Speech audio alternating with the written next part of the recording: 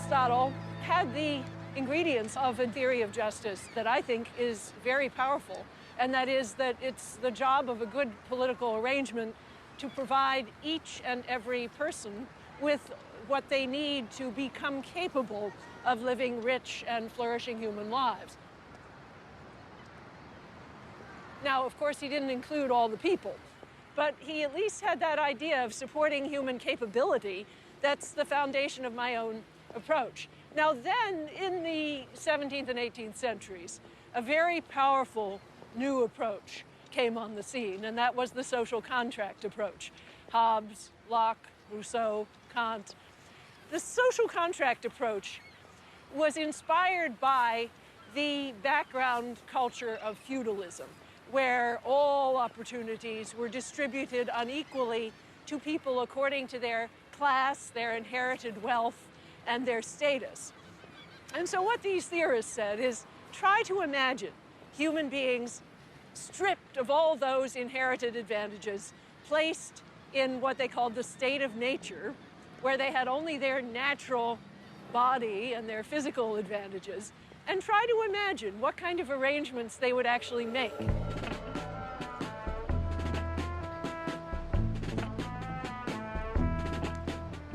The social contract tradition is, of course, an academic, philosophical tradition, but it also has tremendous influence on popular culture and our general public life, because every day we hear things like, oh, those people don't pay their own way, or supporting some new group of people, well, they'll be a drag on our economy.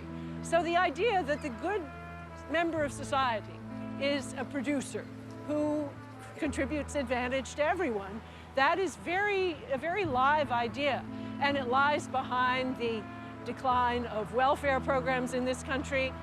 I think it lies behind many Americans' skepticism about Europe, about European social democracy.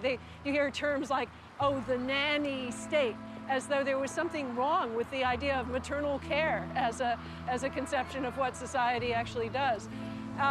We also see it in another way in images of who the real man is. The real man is sort of like these people in the state of nature. He doesn't deeply need anyone. He isn't bound to anyone by ties of love and compassion.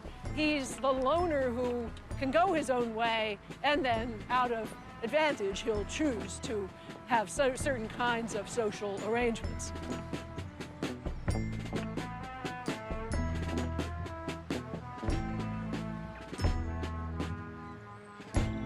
The theorists of the social contract made certain assumptions that aren't always true.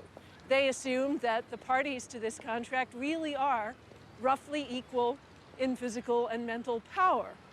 Now, that was fine when you're thinking about adult men with no disabilities. But as some of them already began to notice, it doesn't do so well when you think about women, because women's oppression has always been partly occasioned by their physical weakness compared to men.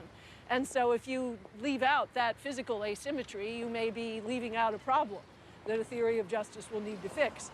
But it certainly does not do well when we think about justice for people with serious physical and mental disabilities. And in fact, some of the theorists who noticed that said, well, this is a problem, but we'll just have to solve it later. We'll get the theory first, then we'll work on this problem at some other point. Well, my thought is that this is not a small problem. There are a lot of people with serious physical and mental disabilities, but not only that, but it's all of us when we're little children and as we age. How do you think about justice when you're dealing with bodies that are very, very unequal in their ability and their power? And perhaps even harder, how do you think about it when you're dealing with mental powers that are very, very unequal in their potential? And I think that this is a really serious political problem. We have only just begun to understand how to educate children with disabilities, how to think about their political representation, how to design cities that are open to them. I mean this bridge we walked across. A person in a wheelchair can go over that bridge.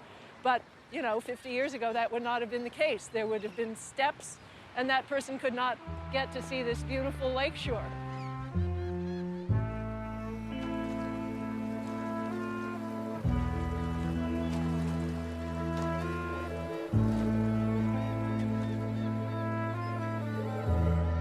Capabilities approach, as I've developed it as a theory of justice, begins with the idea that all human beings have an inherent dignity and require life circumstances that are worthy of that dignity.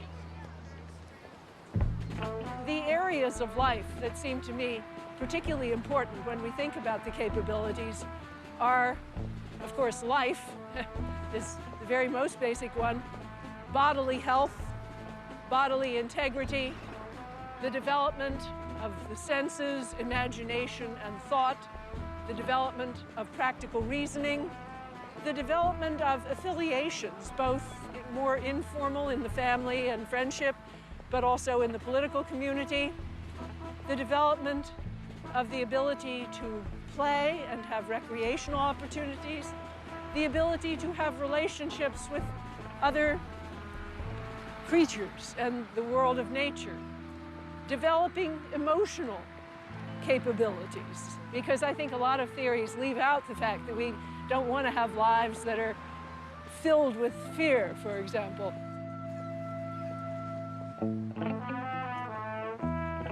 In my view, people get together to form a society, not because they're afraid and they want to strike a deal for mutual advantage, but it's much more out of love that they want to join with others in creating a world that's as good as it can be.